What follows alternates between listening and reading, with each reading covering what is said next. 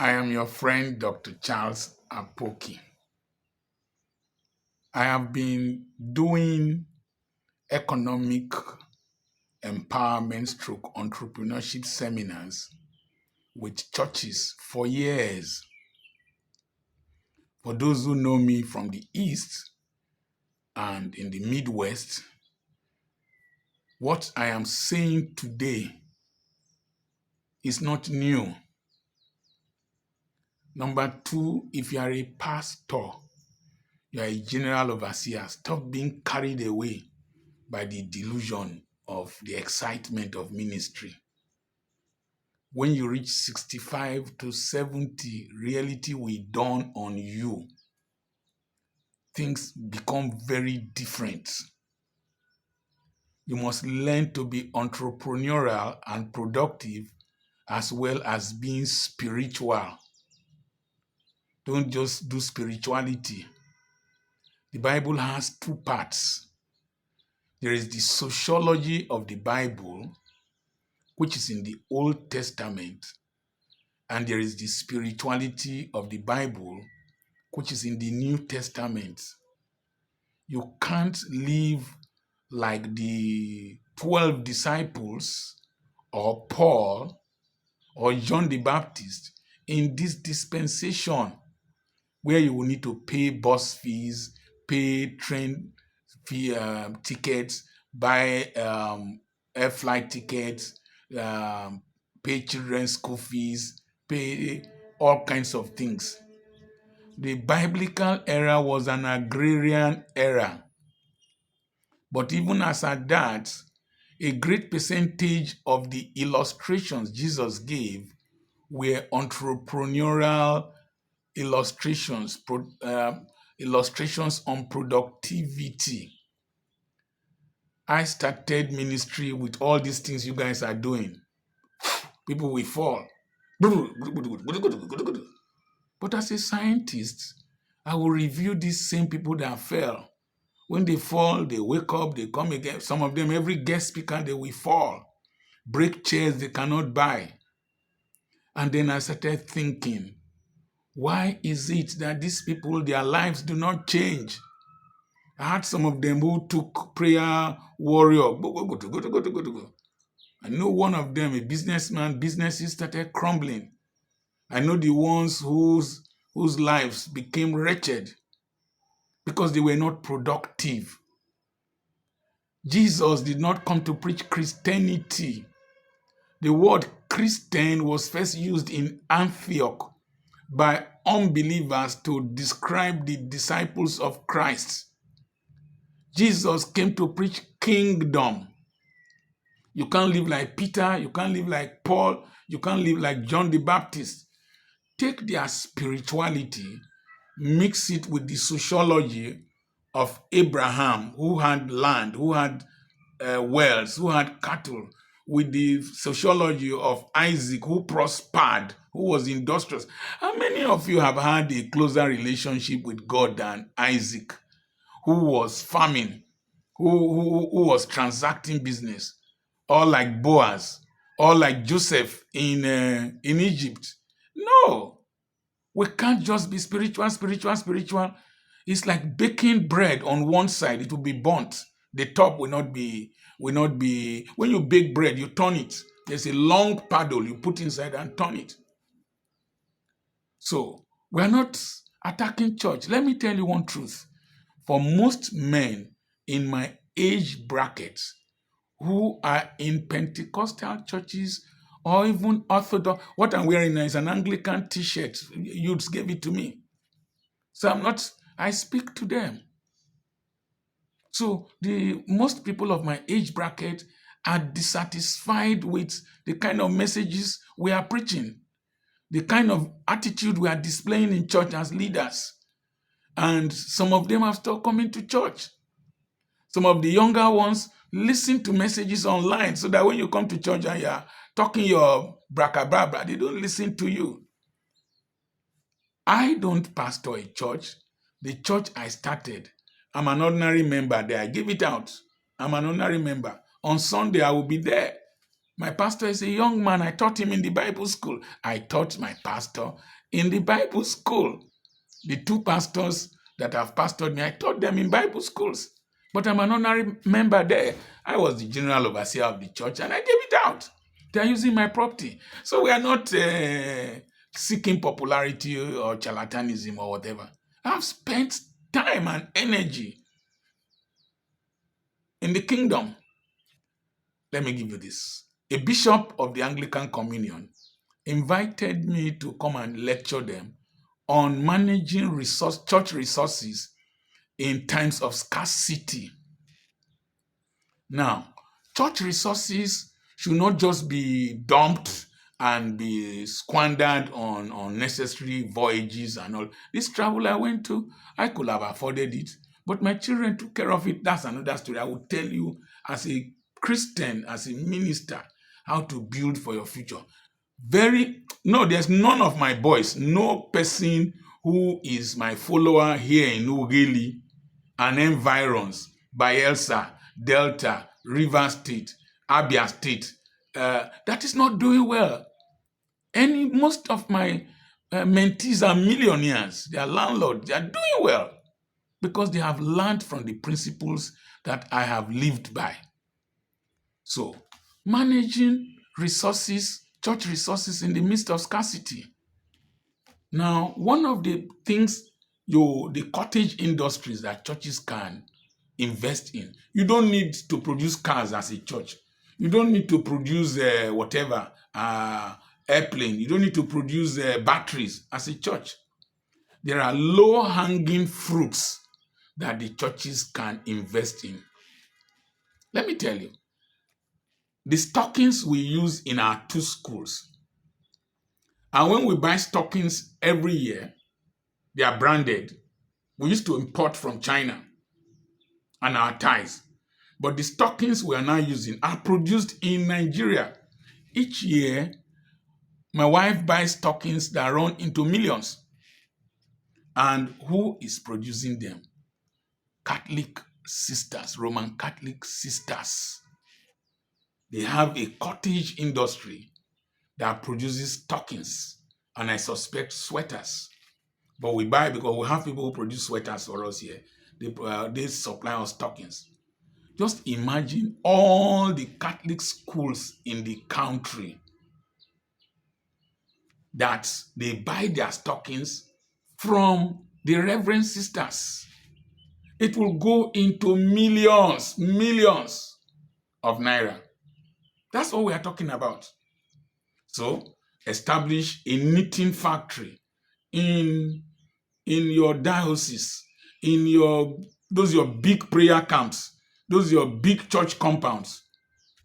A knitting factory to produce sweaters, to produce stockings. Go to Agbaroto here. There's a cooperative that produces sweaters. The person that was producing sweaters for me was an engineer and a lecturer. One other person that produced for me, my classmate's wife, my medical classmate, his wife produces sweaters. She's a nurse that works in Shell. All the children know how to produce sweaters. So sweaters, knitting. Number 2, you can own a bakery. Own a bakery. When you come for conventions, the bread your members eat, hundreds and thousands of people will come. Why don't you own a bakery? Make your members distributors. They will work there. You buy flour from your members, or you buy flour directly from the producers. And you will see that your price will be low. Just opposite me here in this street, there's a shopping mall that has a bakery here. They are using a story building here. And the bus that comes to carry the bread fresh and hot to the shopping mall comes close to about 10 times a day, loaded. You can produce bread. Hallelujah bread. El Shaddai bread. The bread of life. Good names. You can produce bread. The next thing is that you teach your people how to bake cakes. All the weddings that take place in your church, you can produce the cakes for them. Let me not forget, let me just talk about that one. You can have an outfit that arranges halls for ceremonies. You have the bridal train. You can walk protocol. I used to tell my friend who does protocol when I go to preach in their church, you people can organize yourselves and form a security company. El Shaddai Securities or El Shaddai Protocols. And you receive people from airport, you take care of people, take them to the hotel. They will feel safer in your hand. You can even use the bishop's SUV, have 2-3 SUVs of the bishop, and you dress with suits and dress very well. Take some of the hefty boys. You'll be receiving visitors in your city, not only to your church. The next thing is that you can have a guest house. Have a guest house, an Airbnb. My bishop here has a guest house. Fortunately for me, if I stay there, it gives me free. But it is solar powered, it is neat. No smoking, no strange women, no internet fraudsters.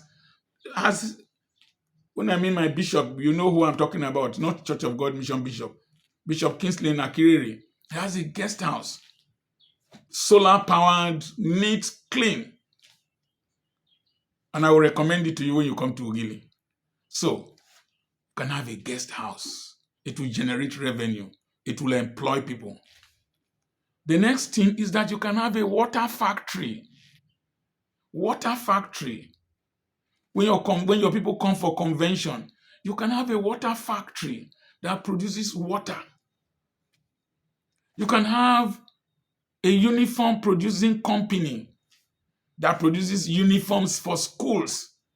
You know how much I spend in producing uniforms for my 2 schools? My wife spends a lot. You can brand the uniforms in Lagos or brand them anywhere, and then you produce the customized uniforms. You can have a printing press. I have a printing press. We are so busy that we don't accept jobs from other people. We are so busy producing our own books, exercise books, workbooks, academic excellence. We even sell to other schools, weekly report booklets. We produce. The printing press, the generator that is producing in the printing press supplies electricity to the school. So we are maximizing the situation, maximizing resources. I have a poultry here. We are producing eggs until the price of feeds went up. But as a church, you can have a small feed mill, get an animal scientist to formulate for you. When they formulate for you, you can feed your birds with cheaper materials that are very, very effective. Go to Google, YouTube. You will see feeds that you can produce from local materials. And then you'll be selling eggs. People will be coming to pick eggs from your poultry. They will be busy. The broilers I will sell for Christmas. You remember I showed them to you. They are there. When I came from travel, I went to look at them. They are big. In my compound, I produce plantain chips here. I produce coconut candies. You as a church with big land, all these prayer camps that are useless throughout the year, you can do a lot there. You can rear pigs, produce pork, produce bacon, produce different things in that big space. I talked about water. The next thing is that you can have a housing unit. Buy land, build housing units that your members can pay off and take, and then you open in a new place, another unit in your new city, in another city. You have branches around Nigeria. You can have housing units around Nigeria. You will produce you can produce the electricity for them. Have 3 kilostar generators. You go to Greenville, they will be bringing gas every time to replace the gas. You can put the water in the housing estate with a big tank. Put meters, water meters in the compounds so that they pay their meter, their water bill, the electricity you are generating, put prepaid meters. You have the environmental sanitation company. Your members will be working in the environmental sanitation company, collecting the materials, make the materials metals, paper, wood. You will recycle the metals, you will recycle the plastics, you will recycle the paper, then get a borrow pit somewhere, one borrow pit that you will be emptying the refuse to. You put the refuse there, and you, after maybe 5, 6, 10 years, when it is filled, you put sand on top of it and then level it. You have two options. You can drill a pipe, fenestrated pipe, like as they did in Manila, drill a fenestrated pipe inside. The methane gas, you can use it to generate electricity. You can use it to generate cooking gas. Your piggery, the poultry manure, you can use it to generate biogas. There's so much you can do as a church body. So much you can do as a church body. The next video I will do, I will talk about men's fellowship, women's fellowship, what they can do to generate revenue in the church, to employ people to develop our society. Let me say this and I will stop so that you will ask me, I know you people. I won't tell you everything. God the Father didn't tell God the Son everything. But I've shared this with churches, and many of them have put them into practice. In this platform, there are several general overseers, several bishops, but they say they can't comment so that you people will not come after them. Me, I know they normal. I know get shame. You come after me, I come after you. Now say B. Social media is a public toilet. You do your own, it smell, I give you my own, it smell. So I say B. If I did normal, I know for day here. So there are several other things you can do as a Christian body. Let me say this. I have been teaching churches on how to run cooperatives. You have this large crowd of people. You just collect offerings from them, tithe from them. No! Form a church cooperative. There are bankers in your system. There are cooperative officers in your system. There are people, economists and all that. Form a cooperative. These 1,000 members, 2,000 members, 100,000 members, if they just contribute 1,000 naira every week, I'm just using it as an example, just let's say 1,000 people, tell them this Sunday is not, you are not giving any offering to the church. It's your cooperative offering. If they give 1,000 people give 1,000, it's 1 million. Times 52 weeks is 52 million. If you give me 52 million, I will give you 5.2 billion in 10 years. You can turn it around. You can use that 52 million, go and build a hostel in Abraka, build a hostel in Ekosodi, build a hostel somewhere in Agbo, in opposite University of Ibadan, build a hostel somewhere, Akoka or wherever. And because it's a Christian hostel, the people, and it is neat, you will generate eternal money. Each person that is in that cooperative has his membership card, his share capital, so that even if he dies, his children will continue with the cooperative. These are the things we are talking about. We are the only denomination, we are the only religion that prays with our eyes closed. Don't close your brain as you close your eyes. Shine your eye. Mumu time don't pass. How did Ishmael, you think Ishmael became rich by drinking water? No, he was selling water. How things he was doing. There are multitudes of things that we can teach you in your churches on how to generate revenue from low-hanging fruit, small businesses. 75% of the wealth of industrialized nations is from small and medium enterprises, some of them generating less than $250,000 a year in the United States. And some of those countries don't tax such people. And so the church can produce wealth, employ people, and then turn night vigil to night shift. Even if you don't want to turn night vigil to night shift, do your night vigil, but have work to go in the morning. Don't sleep in the duty. If not, you will learn the hard way according to VDM. I remain Dr. Charles Apoki. It dey pain me well. It dey pain me well. It dey pain me well. Say black man no dey use him head. Just it dey pain me well. God bless you. Send me a message on +234 7052136763. God bless you.